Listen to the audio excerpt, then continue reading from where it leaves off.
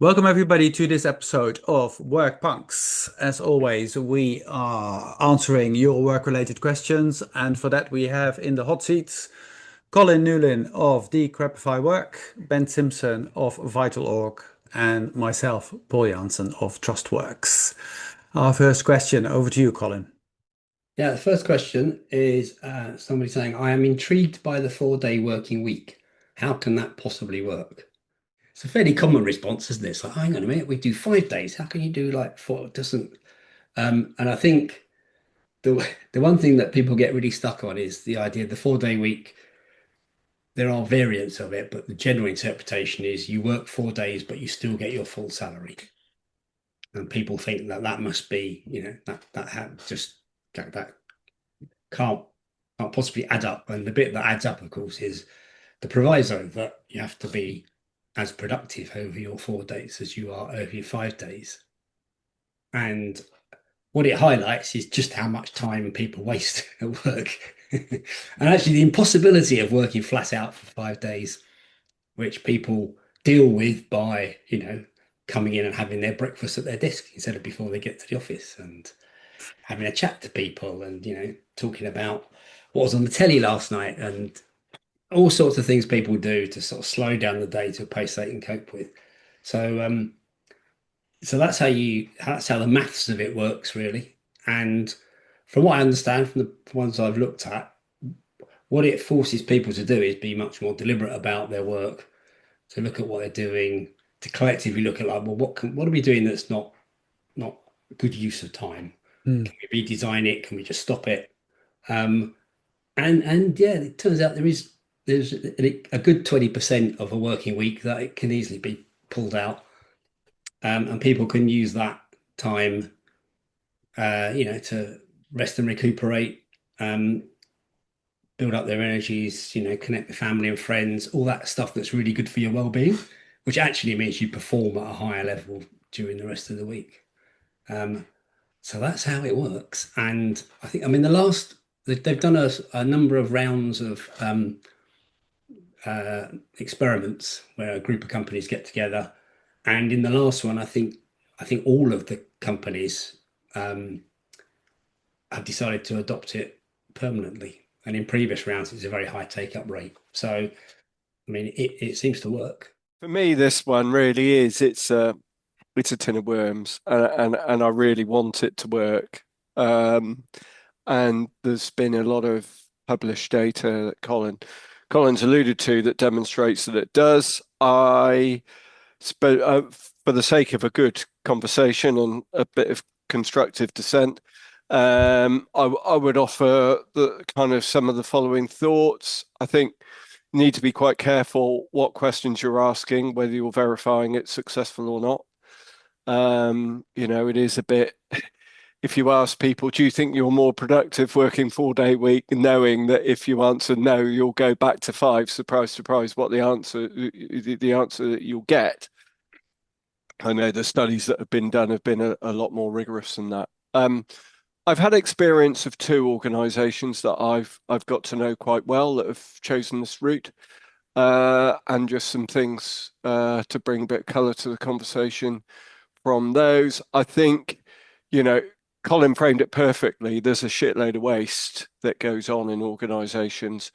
And if it's 20%, which isn't in any way unreasonable, then why wouldn't you give that time back to people so that they're able to turn up for 4 days with, more energy, better re-energized, refreshed, feeling positive about, oh, I'm not having my time wasted.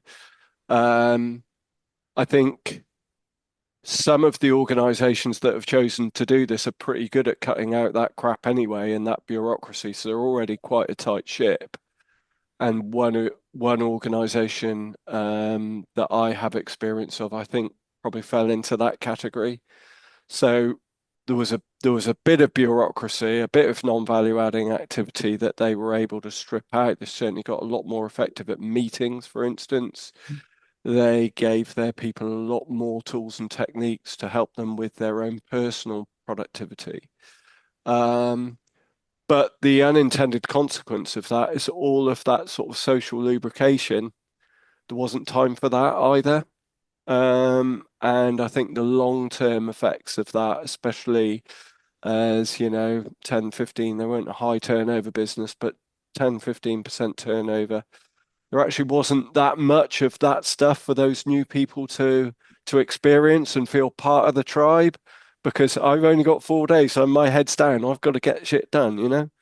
So I think that's worth being aware of should you choose to go down this route. The other one was interesting, and their experience with it predates the big, it being in the Sunday Times and all the rest of that. The founder did this when he pulled the business together probably 10 years ago, and he knew from his own experience, he'd been very, very high flying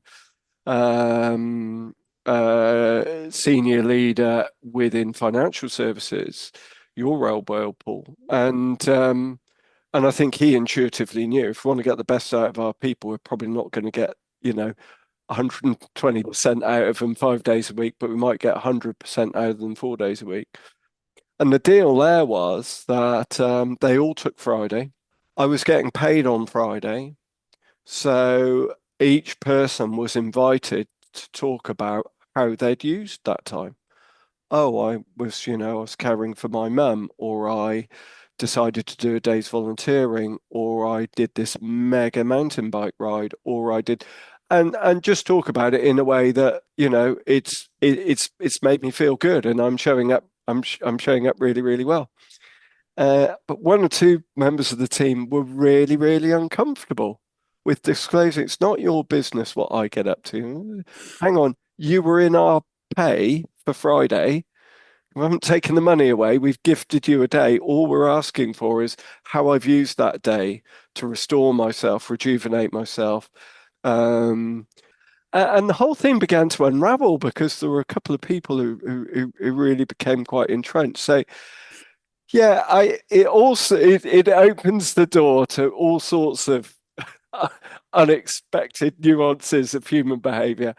I think in summary, I think it's a great thing. I'm always fully behind any organization that wants to cut out the non-value adding stuff. It isn't serving anybody, guys. And this is one way of really as a leader really demonstrating that you're serious about it. So, just for that, it kind of gets my vote. It sort of sits in the family with the working from home debate, I think. That if you're not careful, it becomes a very dogmatic discussion, and you have two camps, and you're violently sort of protecting your view or defending your view. And I like the nuance that you bring into it, Ben, with your example, because ultimately any experiment and any exploration within your organization about how you can do things differently and have an open discussion about that with your employees. So make it a bottom-up exercise rather than, okay, well, guys, I read this article in the Sunday Times. Tomorrow we're going to do things this way. Personally, I feel that that's probably not going to work. So anything that encourages a discussion and an exploration about how you can do things differently that people have probably already got great opinions about and maybe experiences with, but never really had the chance to try out, I think is a good thing. It was interesting. South Cambridgeshire was one of the local authorities, perhaps the only local authority that tried this, and I happen to live in South Cambridgeshire. And there was massive debate, of course, in the papers about this, how your bin men actually were going to do this, and they were not going to work on the Mondays, which is great because mostly all the bank holidays, of course, are on the Monday, pretty much. And there was always a bit of a faff to be aware of the changing schedule and them having to catch up with all the left behind stuff.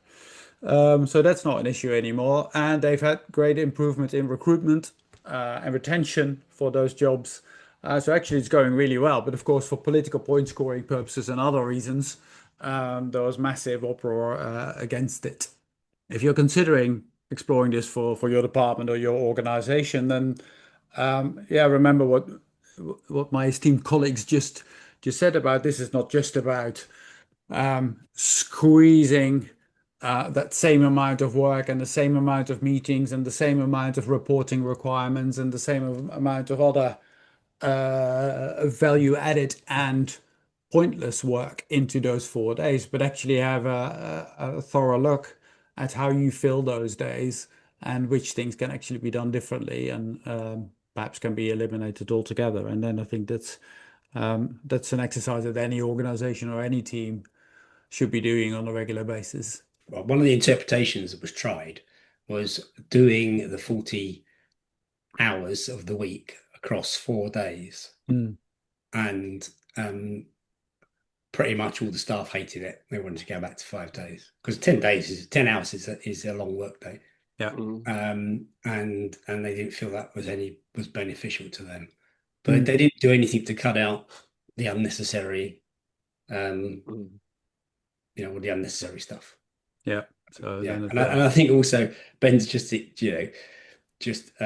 example is a great illustration of you never know how people are going to behave, which is why you do experiments, and people are weird. I mean, I used to do a lot of product development, and until you got it into the hands of people, you had no idea whether it was going to work properly or not. Yeah. And the way they could screw things up was just so amazing. So, yeah. Yeah. Well, let's not forget that our 5-day working week was ultimately also a thing that evolved from massive pressure on society back in the early 1900s from the trade unions, I believe, to reduce it from the 6-day working week. So, they're all fairly arbitrary how many days we work and how many hours we work per day and all that sort of stuff. So to cling on to it like, oh, it has to be 9 to 5, Monday to Friday, is based on very little indeed. A point I make more than once, the science shows us that actually, if you're doing deep work, you can probably manage 3 hours a day. Yeah. And you probably can't do that 5 days on the trot. So basically everybody does 3 hours every day. That's really, really valuable. And Friday, everybody messes around. It was ever thus. Only now they do it at home. So, Yeah, the final point that I want to make in this context, by the way, is that a topic that we haven't really touched upon yet is of course, AI. And we're all being bombarded with all the things that AI can and can't do and is promising. But one thing that seems to be emerging is that all the clever AI tricks that help you manage your emails and all that sort of more routine stuff is not translating in higher productivity quite yet. No. And well, maybe this is a good idea or a good incentive to bring those two worlds a little bit together and see how you, with the use of AI, can look at your productivity and be rewarded for that in your 5th day off. But if you didn't have so many pointless emails, then you wouldn't need an AI to sort them out. So maybe focusing on getting rid of the pointless emails would be a better use of time and energy. I hope that this gives you a little bit of an indication of how the 4-day working week could work for you. There's some great inspirational stuff out there, some great research. So do look them up and make sure that you make the most of that. And good luck. Good luck. We'll see you at our next episode of Workpunks. Thank you very much for listening and watching. Bye. Bye.